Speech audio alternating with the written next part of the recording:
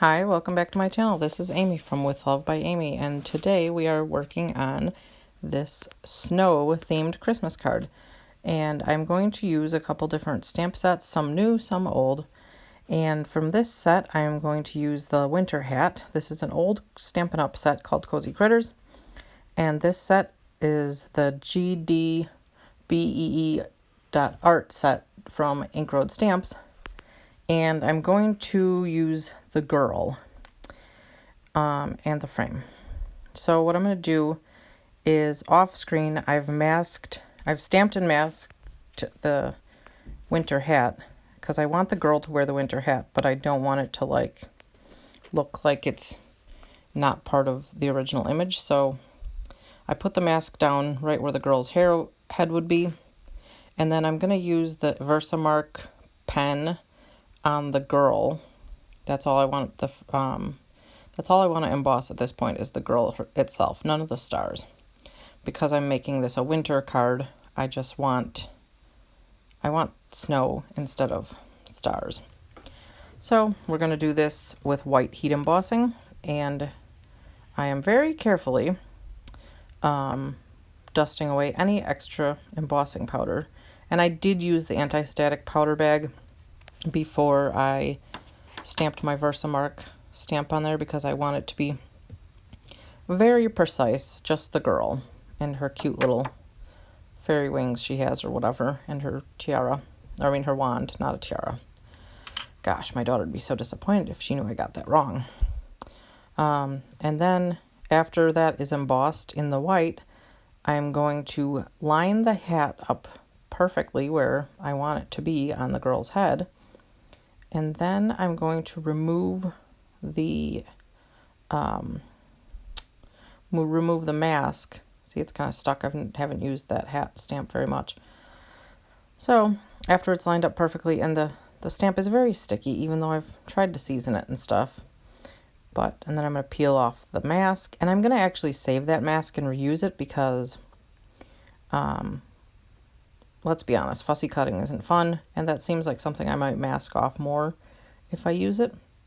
And now we're going to do Versamark ink on the hat, and I did do the anti-static powder again because you can't have too much anti-static when you're doing lots of embossing. So there I am using my pressure tool to rub that down and get even coverage on the embossing ink. And we are going to emboss this in red. This card is part of a hop on Instagram called Christmas Come Early Hop 2022, so please check it out. I love how the embossing powder goes on here. Red is actually, I only have a few colors of embossing powder beyond the basic like black and white.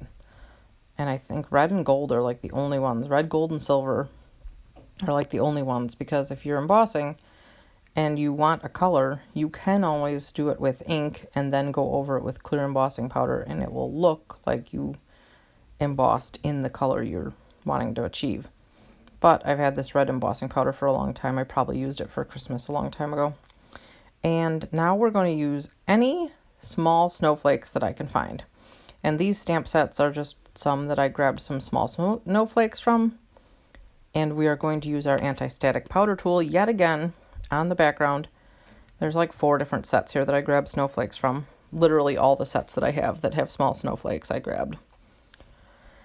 And then we are going to emboss, and for some reason I don't have any footage of using the anti-static powder tool, but I did, because otherwise this card would have turned out as a giant mess, because this cardstock is very staticky.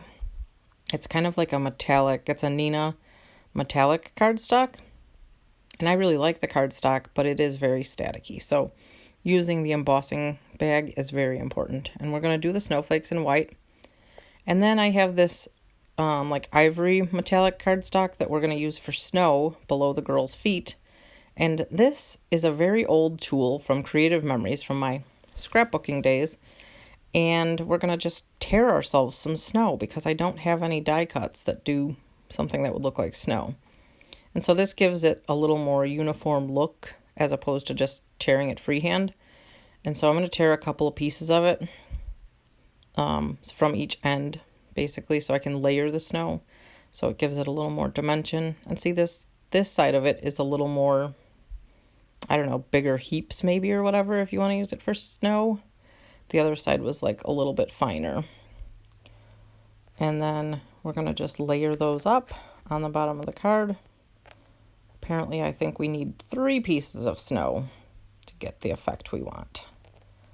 But maybe we don't use 3 pieces of snow. Or do we? Let's see. The girl is wearing gym shoes, but I kind of cover those up because I don't want it to really be seen that she's wearing gym shoes, since in the original stamp she was standing on a planet and I want her to look like she's standing in snow here. So I'm just kind of lining up the snow how I want it to be, and then along the bottom of the card panel so that it looks like, I don't know, dimensional snow. And then when I decide that I like the way it is, we're going to use some adhesive, liquid adhesive, to stick the pieces of snow together. And then we will adhere them to the bottom of the card panel, and I will trim off the excess. We will use our Make Art station to hold it all together so that it dries nice and secure. I love the magnets on the Make Art station. It's just so helpful of a thing to have. I have the small one. I'm considering getting the big one too because, you know, having a magnet surface is really helpful when you're making cards. And let's be honest, I usually have more than one project going at a time, so having more than one Make Art station would probably be pretty helpful. And here we are lining up the snow how I want it to cover up her shoes on the bottom of the card. We're putting on some liquid adhesive and using our Make Art station again to hold it in place so it dries nice and securely. Can't have enough of this adhesive and secureness. All right, and we're going to take the little guillotine trimmer and trim off the excess of the snow pieces from the edges of the card panel. And then we are going to layer it on a black card base. I think that, black card base. I really liked how the black card base looked behind that panel. So we're going to use some liquid adhesive and use our Make Art station yet again to hold these layers together. And I have a little bit of, the card panel is just a little bit smaller than the A2 card base so that you see a little bit of the black. And now we're going to put the card panel inside. Thank you so much for watching. Have a great day. Don't forget to like and subscribe and check out some of these other videos that you may enjoy. Have a great day.